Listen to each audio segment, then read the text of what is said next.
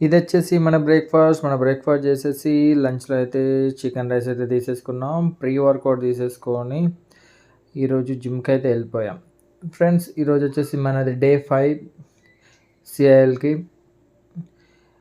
ఈరోజైతే upper body మొత్తం train చేసేసాం. ఈరోజు మనం అండర్‌గ్రౌండ్ మైన్‌లోనే ఒక రేంజ్‌లో చెమటలు కక్కే లెక్క వర్క్ చేసాం. మళ్ళీ జిమ్‌కొచ్చేసి మళ్ళీ వర్కౌట్‌లు చేయాల్సొచ్చింది. ఒక్కొక్కసారి అనిపిస్తది మైండ్‌కి అసలు ఎందుకురా ఇవన్నీ మనకు ఆపేసి సప్పుడేక ఉండొచ్చు కదా అని. బట్ మళ్ళా అదే టైంలో అనిపిస్తది లేదు ఇది మన ప్యాషన్ మనం పక్కా దీన్ని ఫాలో అవ్వాలి. దీన్ని అస్సలకి వదిలిపెట్టొద్దని చెప్పి మళ్ళీ మైండ్ దీనికి పుష్ చేస్తది.